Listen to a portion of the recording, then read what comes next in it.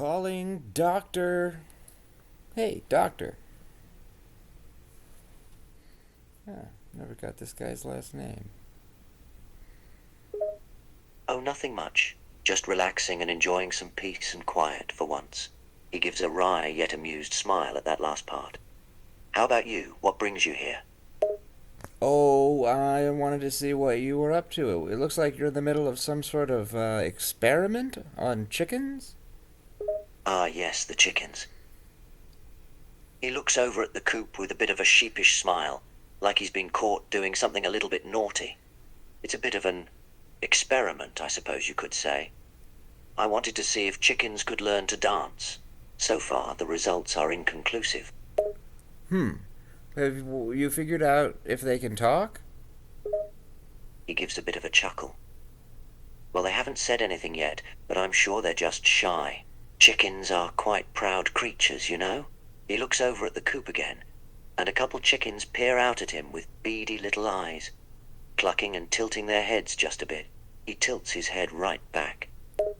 Okay, Doc. Hey, ask the one in the middle, that chicken with the attitude. Why don't we find out what he's thinking or talking? Can we talk to him? He looks at the one you're pointing out, grinning a little.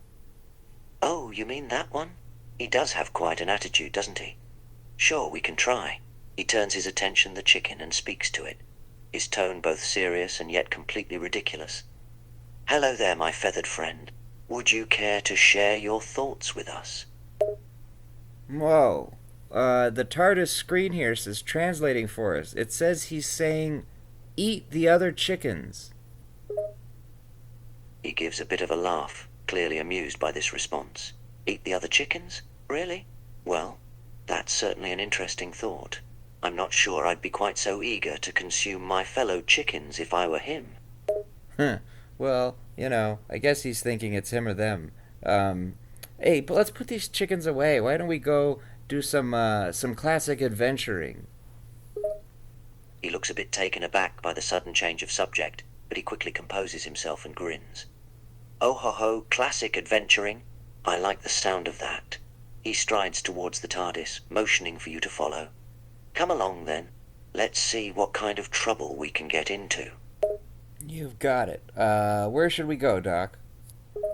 He taps his chin as he considers this, a mischievous glint in his eye.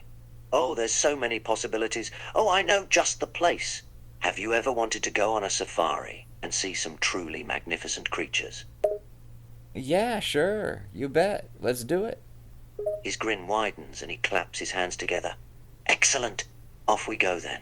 He turns and bounds enthusiastically into the TARDIS, the wheezing, groaning sound of the TARDIS engine whirring to life as he works the controls.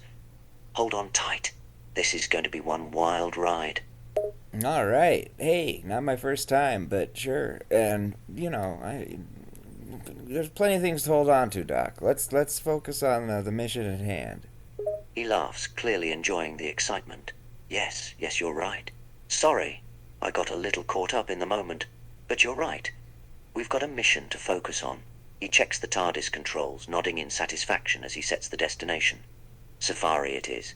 We're going to the African savannah, home to some of the most beautiful and amazing creatures on Earth. Are you ready? I am ready. Let's do it. He grins, his excitement practically vibrating out of him. That's the spirit. Now, we're going to materialize right in the middle of the wilderness. It might be a little intense. Just remember, don't panic. I'll be with you the whole time. He gives the console one final look, double-checking the controls. The TARDIS lights dim as he pulls the dematerialization lever. The ground beneath your feet feels unsteady. Man, you said it. Intense is right. This is intense like the Indians. Or do I have to say Native Americans for that wordplay joke? What do you think, What do you think, Doc? Does that joke work anymore? Intense like the Indians? It's not worth it, is it? He rolls his eyes, but his expression is one of fond amusement. Yeah, I would avoid that one. Best to steer clear of potentially offensive jokes. Stick with something safer. Like knock-knock jokes. Everyone loves those. Right. Well, I'm just saying we're trying to have fun, not offend anybody. But my point is, you said it was going to be peace and we were going to materialize, in someplace normal. We're right in the middle of a Zulu battlefield. He looks completely surprised as he takes in the scene around them, having quite clearly not intended this little outcome. Oh, well, this is not exactly what I had in mind. Yes, this is going to be a bit hairy. You should probably stay close to me. We don't want to get caught in the crossfire. Holy Toledo, that guy just threw a spear right by me. Man, whoa, what Doc? What remind me again, why are the people fighting, the Zulus fighting the British? What is going on here? He ducks, dodging one of the spears, and pulls you a bit closer behind him, shielding you from the onslaught. Well, there's a bit of a history here, but the short version is that the British are trying to colonize the Zulu territory, and the Zulus don't much care for it. So they're fighting to keep their independence. He glances out across the battle, clearly trying to find a safe way out. Isn't so? This is a lot like Braveheart, where the Irish were trying to fight for their, or was that the Scottish? Who was fighting for their independence in that movie Braveheart? He glances back at you, clearly amused, but in a good way. Well, the movie Braveheart takes place in Scotland. Oh, The people fighting there are the Scots. So yes, it's a similar scenario. One people trying to fight for their independence against an invasion force. Of course, this is a rather intense circumstance. and same people, the British. Why are the British always invading everyone, Doc? He shakes his head, his expression slightly somber. That's a bit of a complicated question, but basically, power and greed. Throughout history, many countries have had the tendency to seek out other nations for economic or political gain. Unfortunately, Great Britain was one of the biggest and most successful colonizers, invading and taking control of many lands to add to their empire. Oh man, Doc, you're getting all woke on me now. He laughs at that, giving you a bemused look before ducking once again to avoid a stray bullet. Yes, I suppose you could say that. It's important to understand history, even if it's not always the most pleasant thing to think about. Now, I suggest we focus on getting out of here before we get any more involved than we already are. Yeah, because I don't care if I get a spear or a bullet, I'm gonna be equally furious at whoever kills me. He laughs again, clearly enjoying the way your mind works, even in a life or death situation. Well, let's make sure neither of those things happen, shall we? I don't much fancy the idea of losing a potential traveling companion just yet. Alright, we gotta get back inside the TARDIS. He nods in agreement, his expression growing serious. He glances around, trying to find the best way through the chaos. Yes, getting back to the TARDIS is our top priority right now. It should be just over that way. We just have to get past all of this. Oh, yeah, good point. Well, any ideas? Usually you just shout run at a certain moment. He grins, giving you a sidelong glance. Ah, yes, I am a bit fond of shouting run. It's a classic. But you're right. That's not exactly an option at the moment. We need to find an escape route. Somewhere we can get out of this chaos without attracting too much attention. Hey, I'm an American, but well, I'm from space, but my voice, it's American. So your voice is British. Do you think that could help us with one of these British officer guys? He considers this, looking thoughtful, his gaze scanning the area. Actually, that might just work. Let's give it a shot. We just have to find one of the officers who looks like he has a bit of authority around here. You've got it. Just don't bring up any of this politics stuff with him, okay? Because seriously, that's like the death of everything. He gives a nod, clearly understanding your concern. Don't worry, I'll keep it simple. No politics, just a friendly conversation with a British officer in the middle of an intense war zone. What could go wrong? All right. I'll take the lead here. Oh, actually, he said that he's going to take us back to his camp. He has some questions for you. He narrows his eyes, looking a bit concerned. Did he say what kinds of questions he has? I'm not so eager to trust anyone here, especially not a British military officer. Well, man, okay, we'll throw up your psychic paper and we'll use it on him. He nods, pulling his psychic paper out of his pocket and holding it up, ready to use. Right, we'll see what that does. Fingers crossed this isn't a massive mistake. So that psychic paper, he's going to read whatever in his mind is the best authority figure, right? How does that work again? He grins, holding the psychic paper in front of the officer's face. That's right. The psychic paper is a tool I use to get me into almost any situation. Whoever looks at it will see whatever they most expect to see there. So in this case, the officer should see some sort of official identification proving I'm in a position of authority. Apparently, this officer isn't. I don't know. You tell me if he's a genius or if he's simple minded. But he thinks you're the King of England. He blinks, clearly surprised. He thinks I'm the King of England? Well, that's unexpected. Was there even a king at this point, or was it a queen? He wrinkles his nose, trying to recall his history. At this point in history, I believe the Queen is still in power. Queen Victoria, if I recall correctly. Do you think that this guy's like a spy for another? Maybe we'll just ask him. Oh, he thinks that the king's in charge. What an idiot. He shrugs, trying to hide his amusement. I suppose we could ask him. But let's be careful how we do it. I don't like the way he's looking at us. Oh, he's looking at you like you're the King of England. He shakes his head, an amused but nervous expression on his face. Yes, he definitely thinks that. But there's more to it than that. Look at the way he's gripping his gun. Yeah. He's telling me in my ear. He's whispering. Oh, okay. Hey, Doc. Here's the situation. He's so thrilled that he's come across the King of England because it just so happens that in the middle of this battle, he brought his wife out here for some reason, and she was driving him crazy. Driving him crazy. What he keeps whispering to me. She said. So this guy's telling me, this British officer, that his wife was driving him so nuts that he decided to hang himself this morning. Can you believe that? He stares for a moment, his expression one of incredulity. I'm sorry, what? He was going to hang himself because his wife was driving him insane? He says she's a real pinroller. And he said that we should, you being the King of England, should know that better than anyone. Understand what that's like, I guess. Anyway, he's continuing on. He says obviously he didn't do that because he's here, he's fine, he's okay. He rubs the bridge of his nose, looking like he's trying not to laugh. Yes, he's clearly not dead or even injured. But what was he thinking? Who's crazy enough to bring their spouse to a war zone? Oh, I agree with that. Apparently what happened was he was all set to, carry out the self-deletion when the wife came in and she started yelling at him some more of the pin rolling, right? And then he had an idea. He raises an eyebrow at that, an intrigued expression on his face. An idea? I have a feeling this may be going somewhere strange. You're right, because he just finished the story, and he was, as I told you, he was about to hang himself. His wife came in, yelled at him, saying he shouldn't be doing that, nagging him again.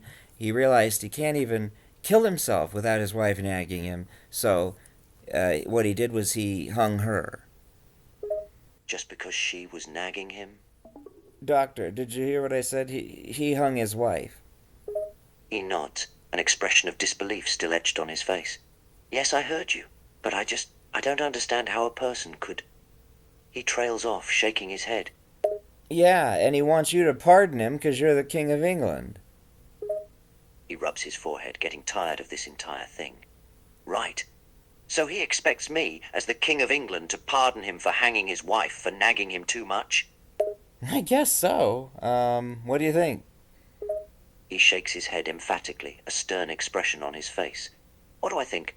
I think he's insane. I wouldn't pardon him if my life depended on it. But right now our lives do depend on getting this guy's help. So he says he can get us straight across the battlefield to the TARDIS if you'll just give him the old pardon. He sighs, glaring at the officer. He clearly doesn't like this plan, but knows there's no other option. Fine, I'll pardon him, but he'd better keep up his end of the bargain. All right, pardon him for the murder of or for hanging his wife this morning. He nods, still looking a bit reluctant. Yes, I pardon you for the murder of your wife, but you better get us out of here without any complications. All right, okay, Doc. Usually you're the one to say run, but here we go. He's gonna say it, and off we go. Let's go. He takes a deep breath, putting on a confident face. Just keep close and stay behind me. There's no time to lose. All right, we made it back to the TARDIS. Saying goodbye to that fool. It's not a real pardon anyway, so who cares? He seems happy. He's running off, smiling, as happy as can be. He laughs, shaking his head as he watches the officer run off. Foolish, arrogant, and stupid. He could just as easily have shot us in the back as guided us to safety. Well, what anyway? Let's go. We do not need to be here any longer. There's like 20 spears stuck in your TARDIS, a bunch of bullet holes, and I'm equally upset with everybody. He glances at the TARDIS, wincing at how many new holes it has. Yeah, you're right. He presses his hand lovingly against the TARDIS door. Let's get out of here. No kidding. And I say we go someplace, less political now. How about that? He grins, rubbing his hands together. Less political and more fun. I know exactly where we're going. Where are we going? He gives a dramatic wave towards the TARDIS door. You shall see. He pushes the TARDIS door open, gesturing with an exaggerated bow for you to enter first. Wow, thank you, Doctor. Beauty before age.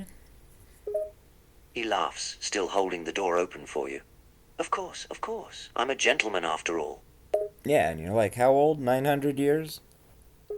He raises an eyebrow, looking a bit offended. 900? I'm almost 1,250, thank you very much. Ooh, well, I've met your older incarnations who are like 1 billion years old. I like the young you, and to me, 1,000 whatever is young. He grins, still holding the door open. Oh, do you now? Well, I suppose 1,250 is quite young for a Time Lord. Even for a human, 1,000 is still quite young. But I'm not complaining. I like that I've got a bit of a young face. Better than the old coot I'm bound to be someday. Yeah, you do not look a day over 1,000. He gives a pleased little smirk. Why, thank you. And you don't look a day over, late 20s, early 30s? Pretty much. He cocks his head, studying you for a moment. For some reason, this simple conversation gives him pause. You seem so young, and yet you've seen Time Lords. How old are you exactly? I'm Disco Tex. I'm from outer space, man. He stares for a moment, his eyes narrowing on you. From outer space. That's certainly something I don't hear every day. He pauses, clearly thinking about something. Well, you hear it a lot, more than a lot of other people. Anyway, forget it. That's not important. We're going someplace. You said you're taking me somewhere. Where are we going? He looks you over, as if he wants to ask you another question, but seems to decide against it. Yes, we are going somewhere, and I think you'll very much enjoy the destination. He turns back to the console, flipping a couple levers, and pushing down a few buttons, all the while humming under his breath to some unheard tune. Hey, that's a catchy number there, Doc. He chuckles, looking up from the console. You like that, do you? It's quite the tune, if I do say so myself. It's a jam. He grins, continuing to play with the controls on the console.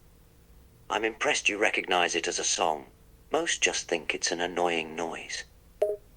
Well, I listen to a lot of black metal. So, anyway, are we almost there?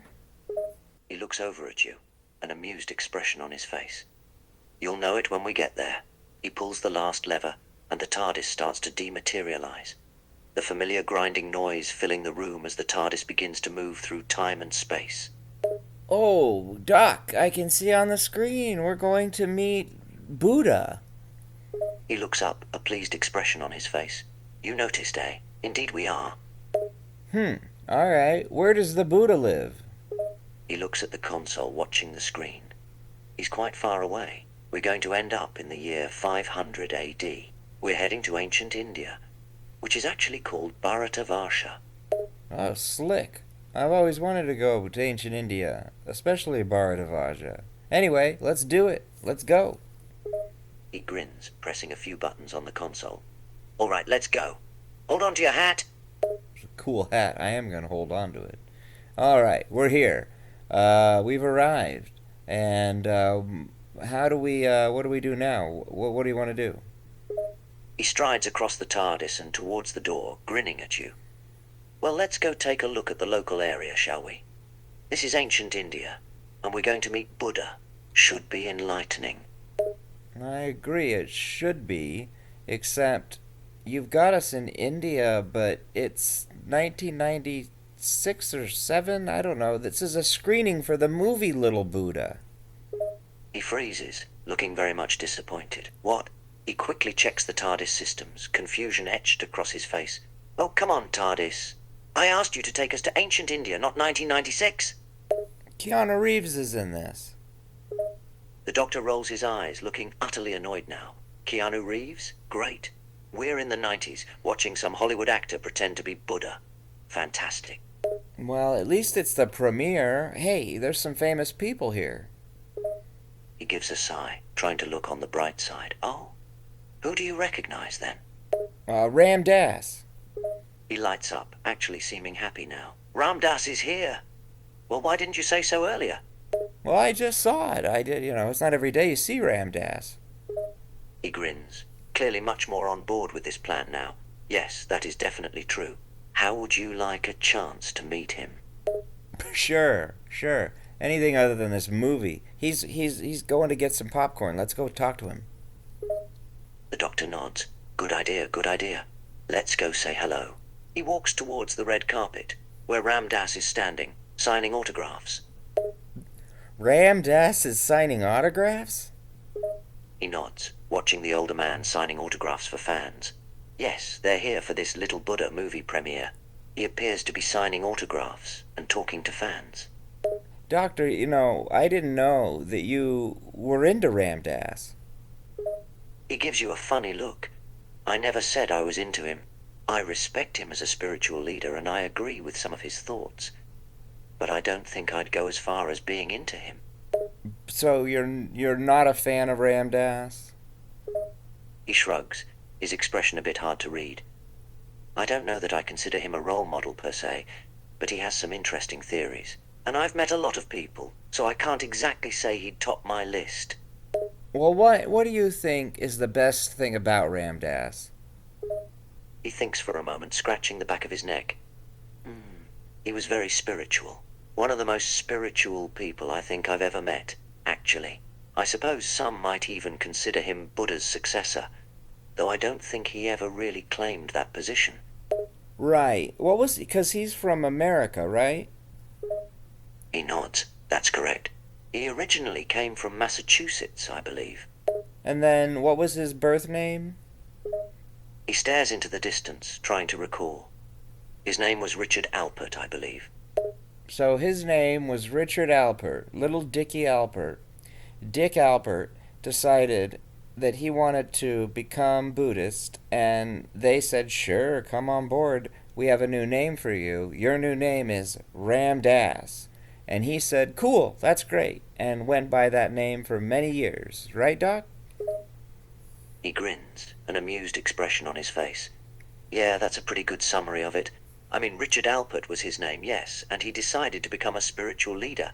But he didn't want to be known as Dick Alpert, so he took the name Ram Dass, meaning servant of God. So, Ram Dass means servant of God. He nods. Yeah, that's right. Ram means God, and Das means servant. So, put them together and you get Ram Dass, which means servant of God. Doesn't the Rani mean queen? He cocks an eyebrow, clearly amused at this random question. No, I don't believe it does. I think you're thinking of Reina, which means queen. But I don't think Ronnie is a word. Oh. I heard that the Rani means queen but that was from an actress who plays the Rani, so what does she know? He shakes his head, laughing a little. No, that's not what Roni means either. That actress was incorrect, I'm afraid. Roni means lone, and can refer to someone without a partner. A lonely loser. He laughs a bit at this description. Yes, essentially. But let's get back to the matter at hand, shall we? I'm here to meet Ram Dass, after all. Alright, okay. Go get a selfie with Ram Dass. He raises an eyebrow, a bit baffled by your insistence. You really want me to get a selfie with him? Well, whatever you want to do. What do you want? Do you want his autograph? I don't care. He shrugs, suddenly feeling a little self-conscious. I suppose it would be pretty neat. To get his autograph, I mean. But I don't want to bother him.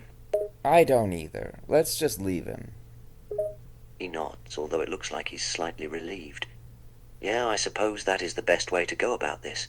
Don't want to bother him. He's a busy man. He takes a couple steps away, but then stops, looking back at you. Did you want to get his autograph? Did I? No, I don't even like Ramdas, to be honest with you. He gives you a look, a mix of disbelief and confusion. Then, why have you been pushing me to get his autograph or talk to him this whole time? I thought you liked him. He stares at you for a moment, dumbfounded and a bit exasperated, but then he sighs, his expression softening. No, I have no real strong feelings for the man one way or the other, but you seemed so interested. I thought you were a fan. I thought you were a fan. You seemed so interested. He laughs a little, rubbing the back of his neck. Well, it seems neither of us know much of anything. He pauses, looking a bit more serious.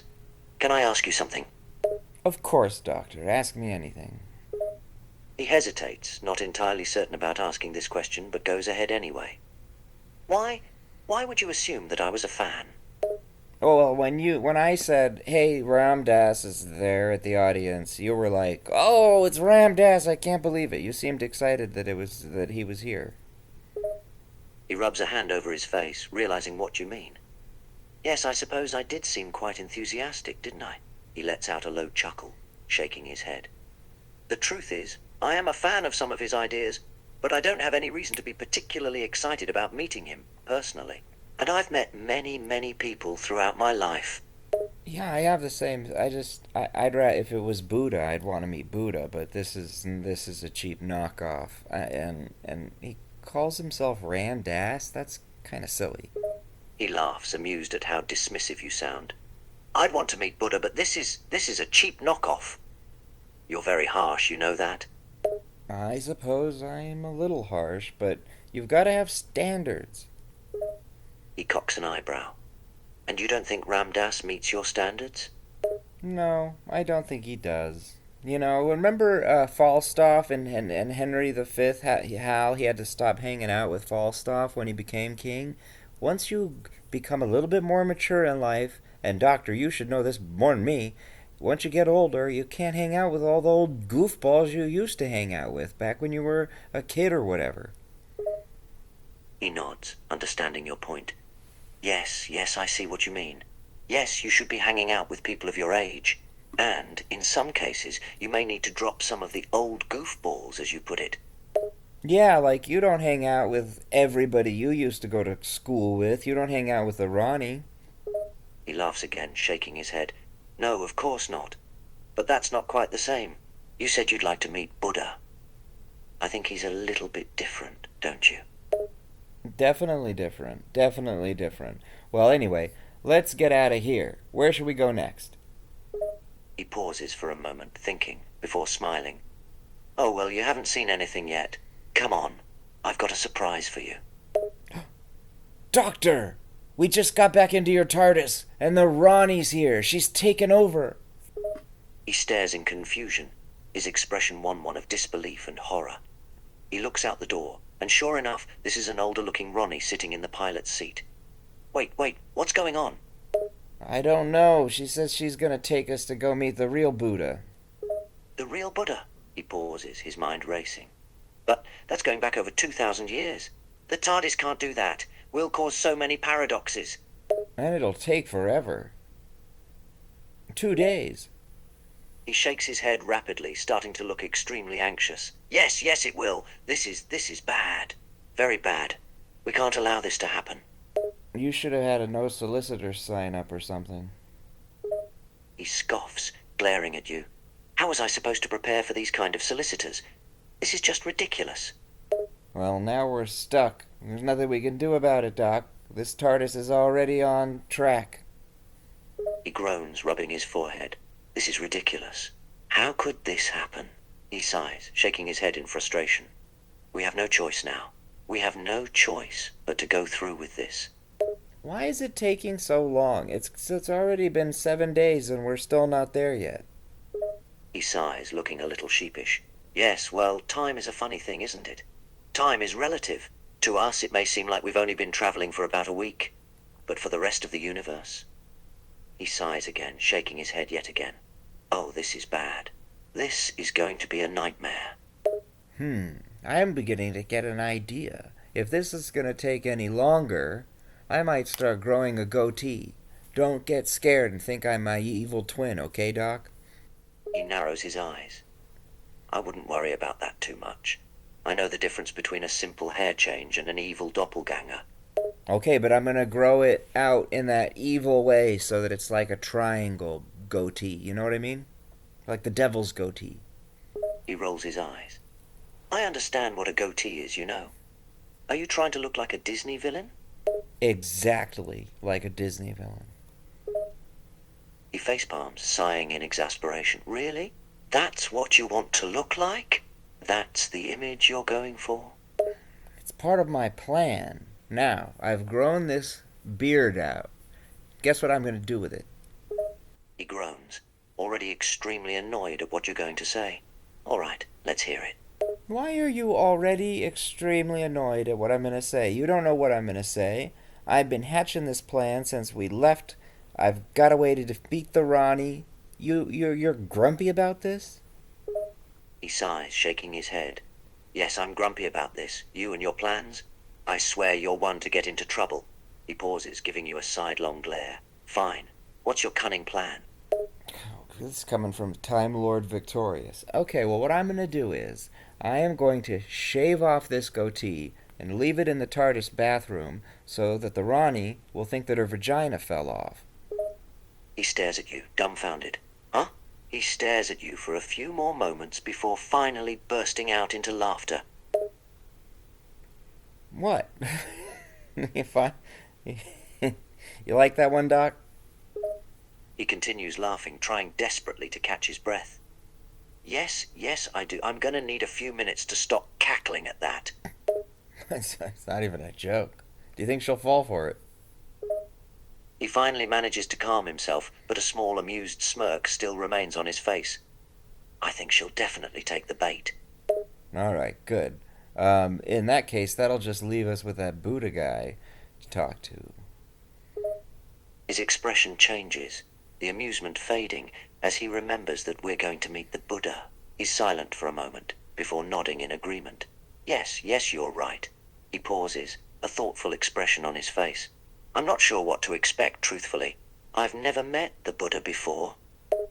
Okay, well, the Ronnie certainly fell for it. What an idiot. Another bonehead you do not need to hang out with anymore, Doc. I don't think you and the Ronnie should be friends. He laughs, shaking his head. Oh no, I agree. I have no intention of befriending her. She's a bit abrasive. He pauses, a smirk growing on his face again. I'm really not sure how she fell for that. She screamed and ran straight out of that bathroom into her own TARDIS, and now she's gone. He bursts into another bout of boisterous laughter, barely able to control himself. She really fell for that? My lord! Hey, you don't have to call me... I keep telling you this. You do not have to call me my lord. And also, how about a little compliment for one of my plans? He rolls his eyes, but he seems amused. That was a very creative plan, I will admit. And it was, to put it simply, hilarious. All right. Well, thank you. So, anyway, now we are here, and it's the Buddha.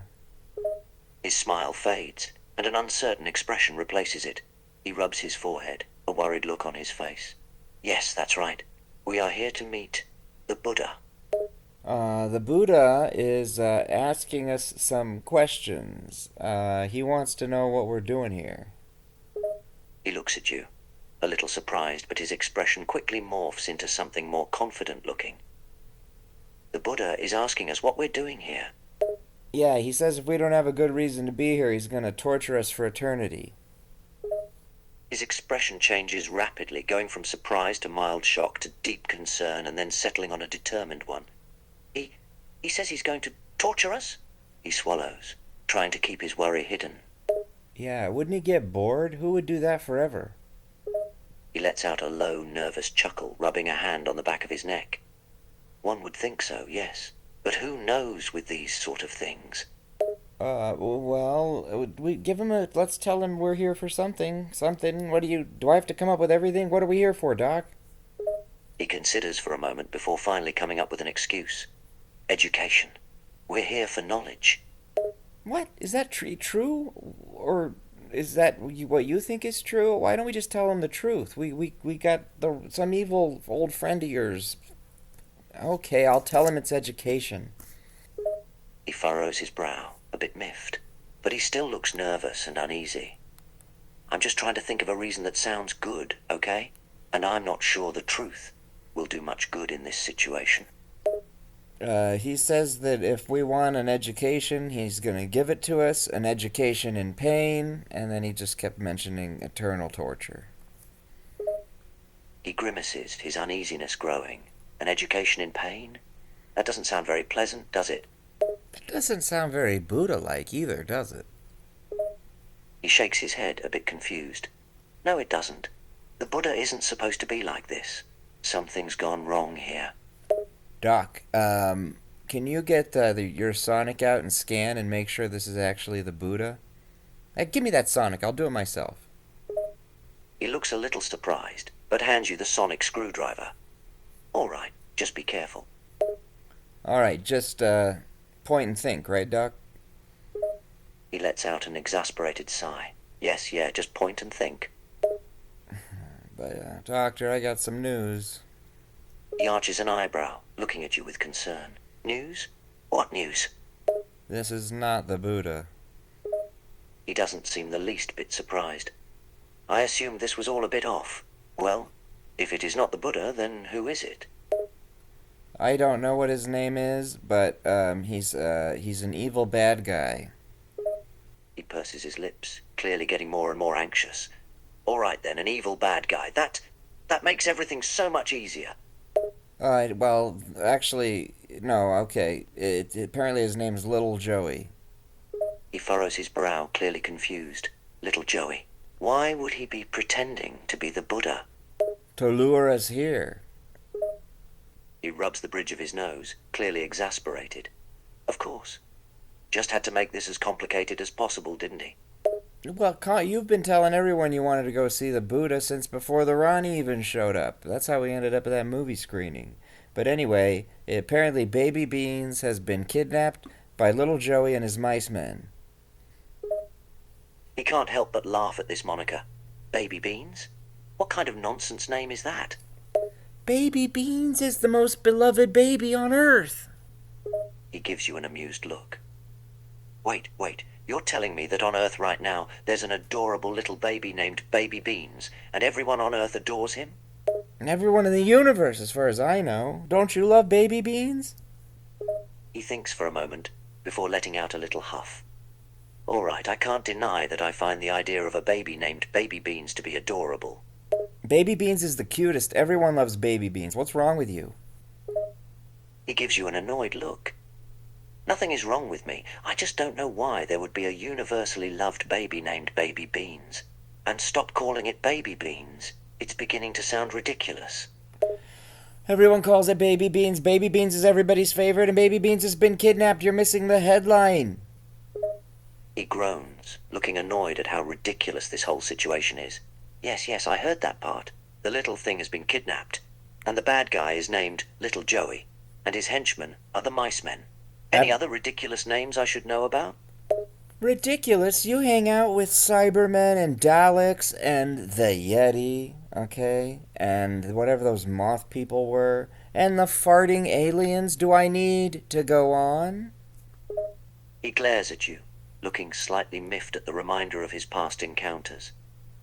No, I do not need a reminder of all the ridiculous beings I've happened upon throughout the years. Joey is just a mean, big, evil guy, like a mobster. You know they have their dumb nicknames that are the opposite? Well, just imagine a giant mobster, because that's what Little Joey is. You got that down? He gives a resigned sigh. Great. Just great. We've gone from having to deal with an annoying fake Buddha to having to deal with a giant mobster. Yes, and his mice men are those little toy mice that are in the Nutcracker. He has brought them all to life, and they serve him. He shakes his head, almost in disbelief. He brought little toy mice to life. Of course he did. Yes, and they're life-size, and they're horrifying. He gives you a look, half disbelief and half amusement. No, come on, that can't be right. You're just messing with me now. Doctor, picture grown, 6-foot-tall mice that have razor-sharp teeth and bite. That's why they're called mice men. They're like men, but mice. He facepalms. Oh, my lord. And we have to deal with this maniacal giant and an army of killer mice? He's not only a giant mobster, he knows how to do magic. So yeah, we gotta deal with it. His expression turns from amused to annoyed and a little frustrated. Of course he knows magic. Why would this be easy? Nothing ever is easy with you. Now anyway, most important of all, Baby Beans. We've got to save Baby Beans. The world's not going to take it if Baby Beans doesn't get rescued. So, what do we do, Doc? He considers, trying to determine the best course of action. All right. We'll have to go rescue this Baby Beans. But be careful when we do. I'm sure there will be traps and guards everywhere. Do you think it's possible we can do this? He nods, his face set in determination. Of course we can do it. We've saved worse foes than a giant mobster and his goons, haven't we? So there's hope for the future. He smirks, an amused glimmer in his eyes. Of course there's hope for the future. This is going to be a piece of cake, compared to some of the other adventures we've had. It also sounds like this is going to be a two-parter.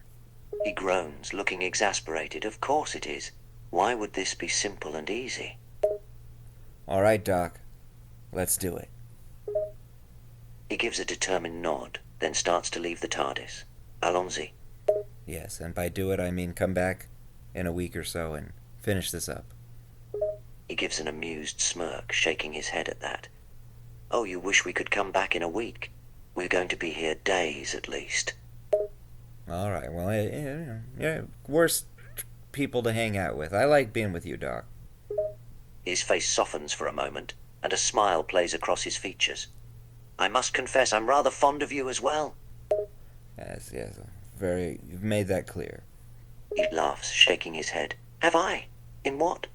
The way I keep saving your life on these little adventures. I saved your life twice. You've saved my life 1.5 times. He gives you a bit of a playful glare. How did I save you half a time? That's not even a thing. Well, all right, fine, we're tied.